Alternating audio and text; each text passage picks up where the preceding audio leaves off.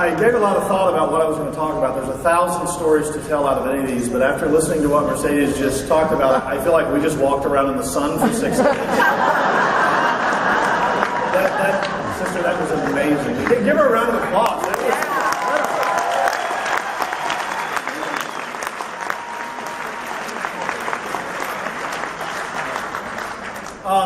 So Arizona, not the bluest of states in the Union. You know, the conditions are pretty dreary. I don't want to dig too deep into it, but 50th in pay, 48. You know, there's only 47 states that spend more on their students than us, so we're 48. Highest, like third highest class size. It's not what I'm hearing you all have, but it's just about 3 or 4 on average behind you. And we have a lot of teacher turnover, and that was what had captivated the public. Was we have about 50,000 teachers if you count all the 500 charter schools we have with all of our 260 district schools. We have about 50,000 classroom teachers. And we have a shortage of about 5,000 positions. And that was done through a survey. And so we have 5,000 classrooms. That's about, 150,000 kids that don't have a certified teacher. They have a long-term substitute, which is someone that has a college diploma, but it's no education, no Department of Education or College of Education certification alongside that. Or we have in Arizona, especially in our rural areas, but more and more in our urban and suburban areas, we have emergency substitute teachers. And they have a high school diploma or a GED. Yeah, think about your child being in that classroom. I mean, God bless anybody that thinks they can do what you do every day and is willing to step up out of the community because they have to have a 5th grade teacher. But I don't want that for any child in my state. And we have hundreds of those in Arizona. And then we have no one in a classroom. And so if we're the 5th grade team and we needed a 4th 5th grade teacher, there's only 3 of us, and that class roster is distributed across us. So parents began to understand the problem. And this was a learning that we had in all of what we did across 9 weeks, is they don't understand, even the parents that volunteer in our classrooms don't understand how dire the situation is. And it's really the strength that we have. And it becomes a challenge in this movement is we are pretty amazing at the ability to teach 40 kids when we shouldn't need to and get to all of them. Right. And we find a way. I was talking to your president. We live in the gaps. We live in the budget cuts every single day, and we make it work. That's just who we are. That's why we got into this. That's why you're in this room. That's why you're in the classroom. Is we will do anything for our students. And it's not sustainable. Because you sacrifice your own family time. You sacrifice the ability to do the homework of, or not do the homework of your kids, but do with your children, your own children, their homework. You can't do that because you're grading assignments. You're working on those rubrics. You're planning the next session. So that took hold a little bit. But we really built from a few of us saying that the day our parents and our teachers and our students stand up and demand better schools, we'll have them, to 75,000 people marching down from the Capitol or towards the Capitol. And it was incredible, those 9 weeks. So I blame it on West Virginia. They went on strike. Different union background, different union history than we have. But it was a flashpoint, and suddenly my educators, my members, my colleagues believed in themselves. And it was the one thing they wouldn't do. You put them in a class of 40 kids, and they believe they can get all of them ready for the next grade. You give them not enough resources, and they'll find resources for their classroom. They can take a child from where they are to where they need to be. They absolutely believe in that. But they didn't believe that they could change the system. And they had been beaten up so much by legislators and governors, not so much board members. We're pretty good at electing good board members. But when the board doesn't have enough money to bring down, which isn't the problem it looks like you all have, but that's one we have in Arizona, is we don't have enough money down to the district level. And so we don't blame our board members. We get the best ones we can, we elect them in, and we focus on the Capitol. And so that's why we didn't call ours a strike. And it's semantic, but it won the audience as well. It won the public as well because, in Arizona, which is a little different than Los Angeles, that carries a different meaning with it. And so we talked about walking out for our students. And no matter what we wanted to say, No matter what, how pithy or how funny the signs were, and you heard me in that video, teachers make the best signs, I kid you not. You all do an amazing job. Everything's spelled correctly, the art is beautiful, it's historical, it's color coordinated, it is beautiful. If for no other reason, that's why you should go out on strike, just the signs. No. But the message that worked for us was that this really was about our students. And it looked like a raise. It looked like hiring more educators, because that was what our students needed. And we beat that drum unceasingly. And our governor tried to make it about raises. And our legislature tried to make it about educators that were out of touch with these massive benefit plans. And we kept talking about what our students needed. And you have to win your community.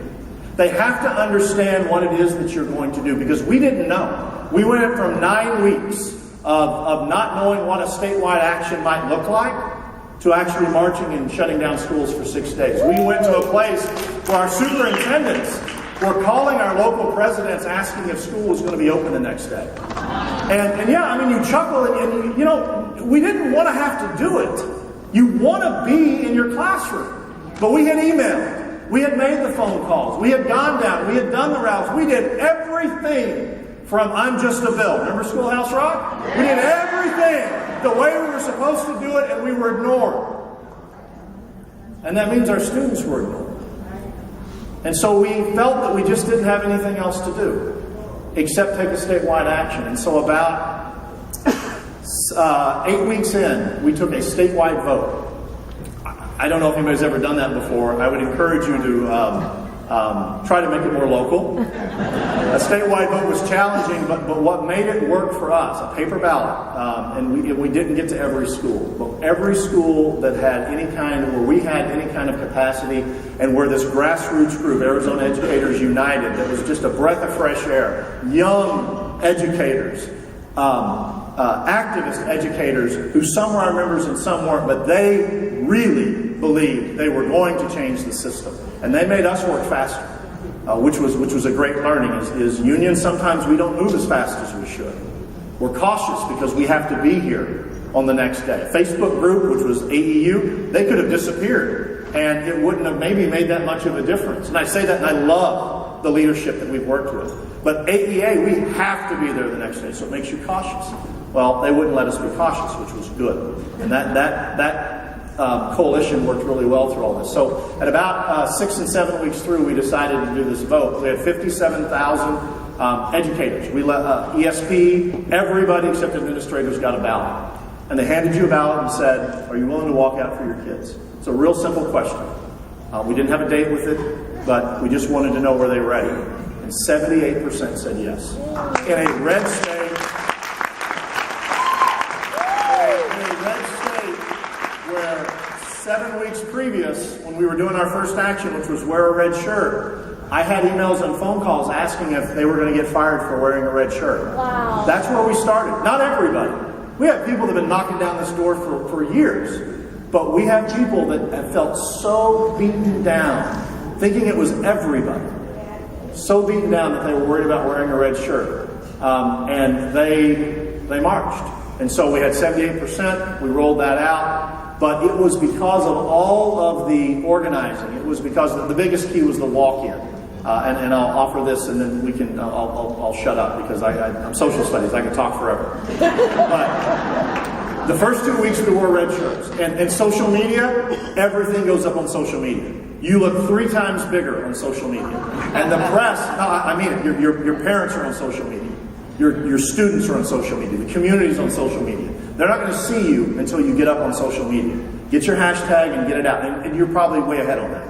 But 2 weeks we wore red shirts, and then the next 2 weeks we had education days at the Capitol, and that was really awesome. And then they released the demands that they had polled online, the 5 demands that we coalesced around on the 5th week. And then the 6th and 7th weeks, we did our most powerful thing. The most powerful day wasn't the march. I mean, that was amazing. 75,000 people in 105-degree heat. It was crazy. Our most powerful day was our second walk-in. So we took this out of West Virginia and Oklahoma. They both used it. And so very briefly, a walk-in is where you meet about 30 minutes before your contract starts out front of the school. You bring in parents, you bring in your business leaders, you bring in anybody that wants to come, and you talk and you listen for about 15 minutes about what's going on. How important the school is, how important your students are, how important their children are, and how important you are. That's what they'll tell you. And that was very meaningful to the movement. And then about 5 minutes before the bell rings, you lock arms, literally lock arms, and you walk into the school claiming it for the community, claiming it for each other, talking about how important it is. It was incredible because it gave our parents a place in the movement. They couldn't just like Facebook posts. They needed to physically be in the movement. And it gave businesses a place to be in the movement. And so all these people came in, and we did it as a test run 1 week, and the next week was the one we rolled it out to everybody, said everybody really do this. We've done a planning session on Saturday. We had 110,000 people participate across the state. 110,000. Not at the Capitol where it looks beautiful and powerful, but in every community in Arizona. 110,000 people in 1,200 schools across the state. That was power. And it was power at the site level. It was power at the parent level. And that was where we turned the corner. You'll find that moment in this where you will win your community. That's what it was for us. Because we had a chance to tell them what this all meant. And the complicated budgets and all of the rules and laws that they don't have time to understand, they began to understand it. And they marched with us. That's why we had 75,000 people. Because we had parents, we had the other unions, we had everybody out there that had watched this build for 8 weeks culminate in those 6 days in the sun. And it was absolutely solidarity. There's no other word for it. My teachers, my colleagues walked around with their heads high because they realized the community did support them. And it was only the legislature and the governor that didn't. So I can't wait for you to feel those moments because you will keep them forever. And you will feel powerful for a very, very long time. And you will have made a difference in the lives of your students and yourselves. And that's what a union has to stand for. I don't know what else we would do.